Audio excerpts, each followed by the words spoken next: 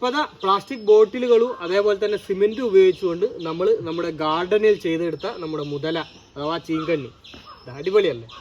അപ്പോൾ അടിപൊളിയായിട്ട് സിമെൻറ്റിൽ നമ്മൾ അതിൻ്റെ മുള്ളുകളൊക്കെ നമ്മൾ ചെയ്തെടുത്തിട്ടുണ്ട്.